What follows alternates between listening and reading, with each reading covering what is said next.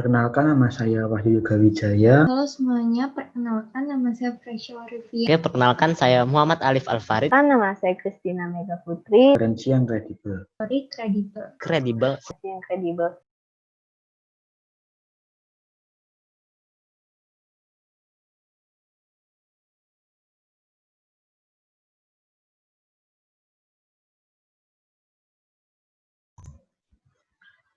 Perkenalkan, nama saya Wahyu Yoga Wijaya. NRP saya 500-920-1125. Saya akan menjelaskan tentang menulis ilmiah dengan referensi yang kredibel. Yang pertama, kita harus mengetahui apa itu menulis karya ilmiah. Menulis karya ilmiah itu yang baik yaitu tersusun secara runtut, mengandung penulisan yang sesuai dengan kaidah atau aturan, dan berisi informasi yang aktual dan bersumber dari sumber yang terpercaya. Dalam menulis ilmiah, harus mengikuti langkah-langkah yang urut agar proses dalam menulis tidak membingungkan. Langkah-langkah tersebut adalah yang pertama, kita harus mencari referensi yang sesuai dan kredibel. Yang kedua, kita membaca referensi tersebut dan mencatat hal-hal yang sesuai dengan apa yang akan kita tuliskan ke dalam karya tulis kita. Yang ketiga, menyusun kerangka karangan. Ini ada 5 poin penting menulis ilmiah dengan membaca referensi yang kredibel. Yang pertama, kenapa sih harus kita mencari referensi yang kredibel? Karena referensi yang kredibel berasal dari penelitian yang ilmiah, sehingga bisa dipercaya. Yang kedua, kita dapat mempertanggungjawabkan karena sumbernya jelas. Yang ketiga, pengetahuan kita akan semakin luas karena referensi kredibel berasal dari berbagai negara dan umumnya berbahasa Inggris. Yang keempat, kita mendapatkan artikel-artikel yang terbaru sehingga sesuai dengan perkembangan zaman. Yang kelima, agar kita mendapatkan informasi yang sesuai dengan argumen yang akan kita tuliskan. Sekian dari saya, itu yang dapat saya jelaskan.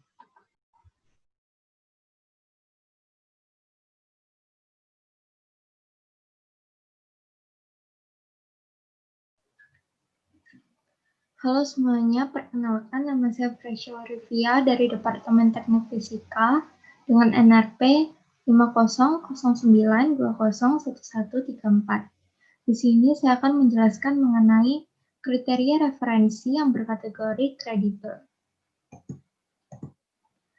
Untuk referensi yang berkategori kredibel terbagi menjadi 3 kriteria. Yang pertama adalah relevan, kedua adalah terbaru, dan yang ketiga adalah internasional. Untuk kriteria yang pertama adalah relevan. Relevan di sini dimaksudkan adalah referensi yang kita ambil atau referensi yang berkategori kredibel tersebut memiliki pembahasan yang sama dengan bidang yang akan kita teliti atau kita buat sebagai karya, ataupun memiliki hubungan yang saling berkaitan. Dan tentunya isi dari referensi tersebut mendalam pada suatu bidang dan tidak melebar. Kriteria yang kedua adalah terbaru.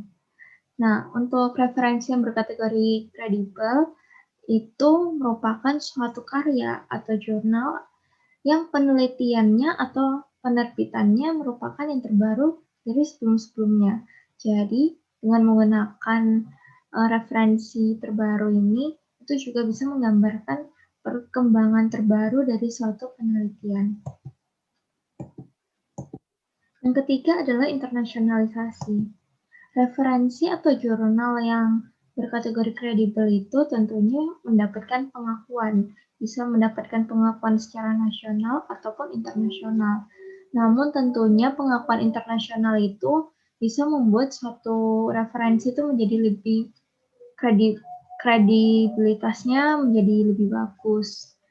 Nah, salah satu pengakuan internasional yaitu terindeks Scopus. Sekian dari kriteria referensi yang berkategori kredibel. Terima kasih.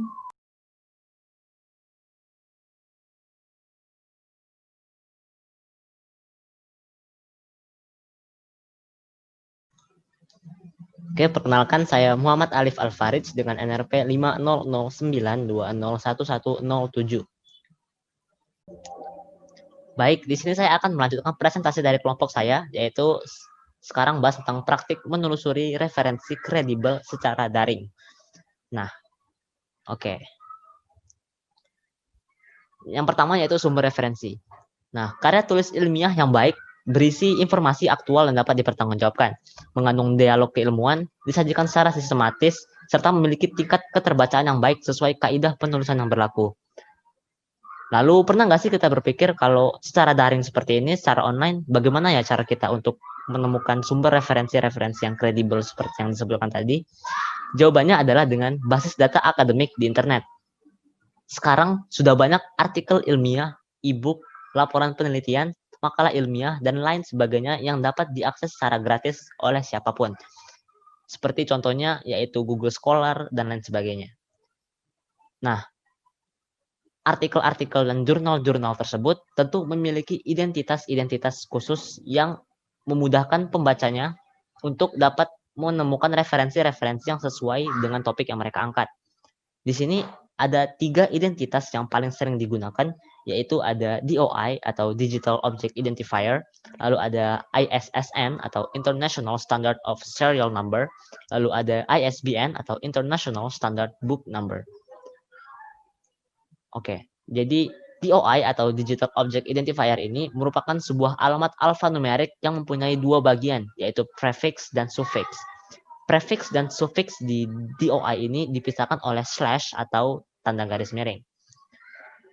Alamat DOI selalu dimulai dengan angka 10 yang merupakan alamat khusus untuk registry DOI. Seperti contoh yang saya ambil, di sini ada 10.14366, berarti itu merupakan alamat khusus dari DOI-nya. Lalu slash garis miring USG.1401. Nah, USG.1401 ini merupakan suffix. Suffix ini ditentukan oleh pembuat artikel itu sendiri untuk keperluan pribadinya. Selanjutnya ada ISSN atau tadi International Standard of Serial Number.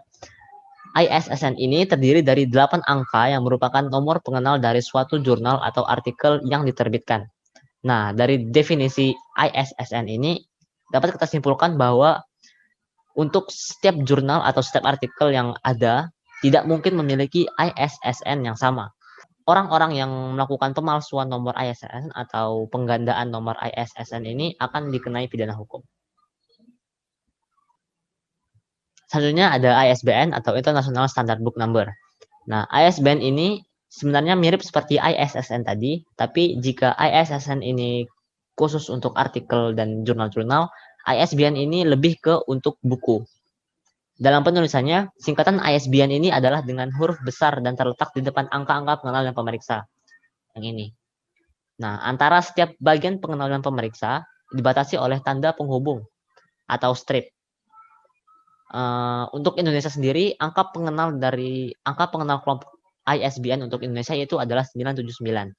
Jadi, setiap judul buku yang mempunyai angka 979 di ISBN-nya, berarti itu diterbitkan di Indonesia. Saat ini, jumlah penerbit yang telah menjadi anggota ISBN itu ada sebanyak 500 hingga 600 penerbit. Oke, setelah kita mengetahui identitas-identitas dari artikel atau jurnal yang ada di basis data akademik, barulah kita bisa untuk mulai mencari sumber referensi secara daring. Nah, yang pertama tentu sebelum kita bisa mencari referensi, kita harus memiliki topik apa yang akan kita angkat. Topik yang diangkat haruslah menarik dan relevan dengan hal-hal terbaru yang sedang terjadi.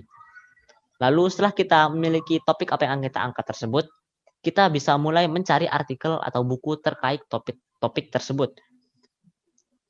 Sudah banyak sekali basis data akademik yang bertaraf nasional maupun internasional yang dapat diakses secara gratis oleh siapapun.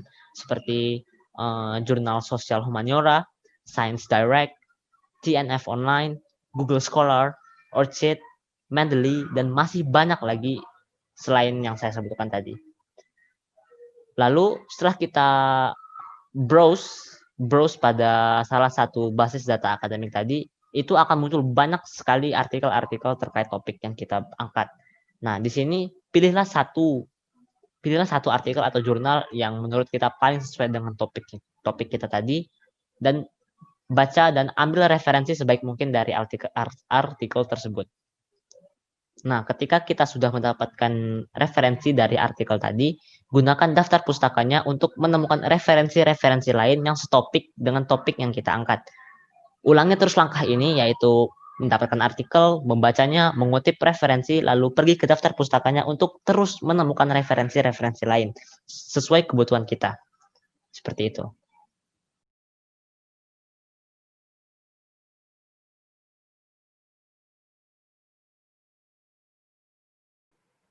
Perkenalkan, nama saya Christina Mega Putri dengan NFT 50092011116. Setelah kita mengetahui bagaimana praktik untuk menelusuri referensi yang kredibel secara daring, selanjutnya saya akan menjelaskan tentang praktik menyimpan referensi dengan aplikasi Mendeley. Ada 4 langkah utama dalam menggunakan aplikasi Mendeley ini. Yang pertama ialah mengunduh dan menginstal aplikasi Mendeley. Yang kedua ialah membuat akun Mendeley. Yang ketiga ialah kita login menggunakan akun Mendeley yang sudah kita buat. Dan yang terakhir ialah kita memulai memasukkan referensi ke dalam aplikasi Mendeley. Selanjutnya, saya akan menjelaskan secara lebih rinci bagaimana cara kita menggunakan aplikasi Mendeley. Langkah yang pertama yang sudah saya sebutkan tadi ialah mengunduh dan menginstal aplikasi Mendeley. Aplikasi dapat kita unduh di halaman resmi Mendeley, yaitu mendeley.com. Setelah kita masuk ke dalam situs mendeley.com, kita dapat melihat tombol download di bagian kanan atas. Setelah itu, kita klik tombol tersebut. Selanjutnya, setelah proses pengunduhan selesai, jalankan program installer.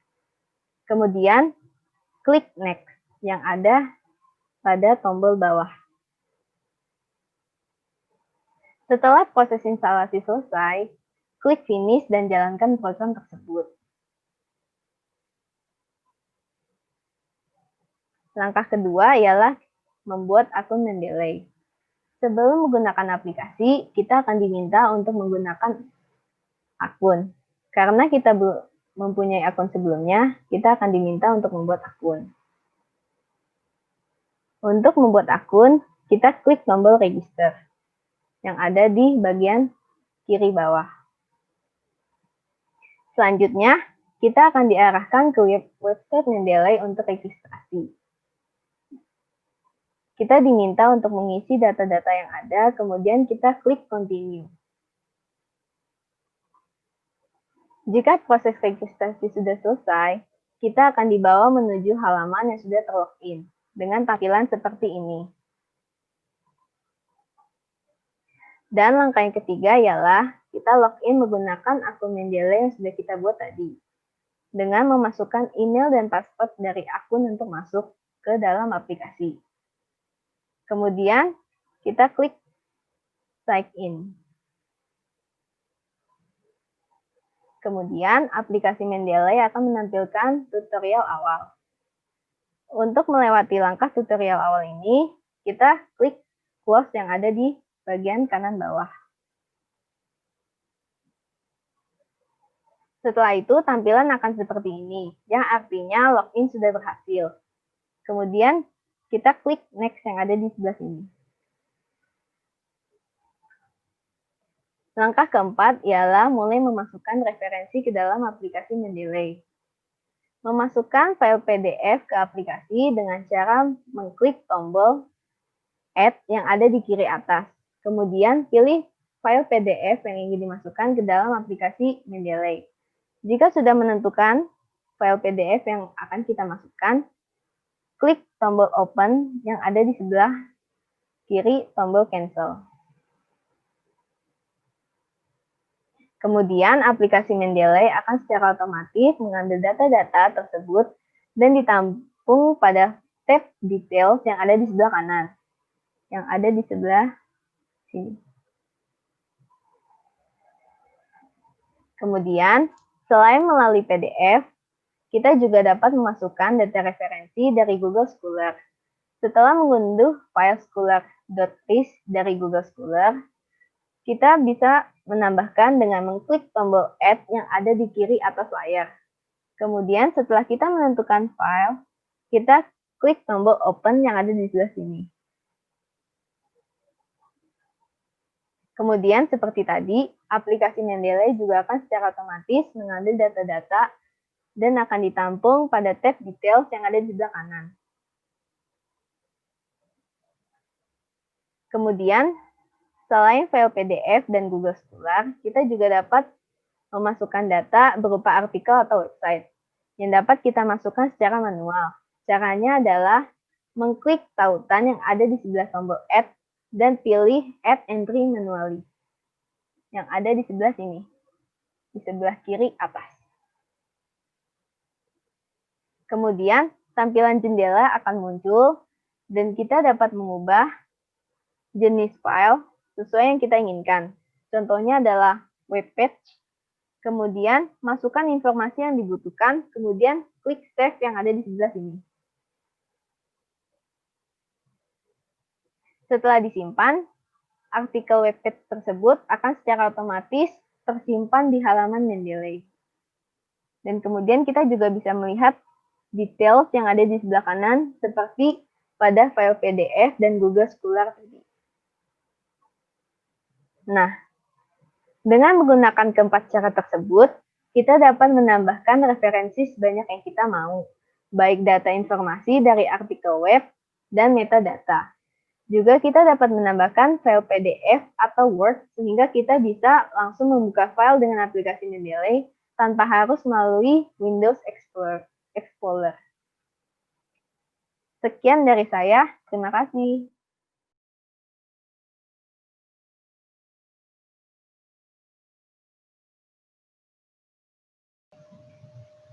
Untuk selanjutnya, kelompok kami akan menjelaskan mengenai langkah-langkah menggunakan Mendeley untuk menulis sumber kutipan dan daftar pustaka di Microsoft Word.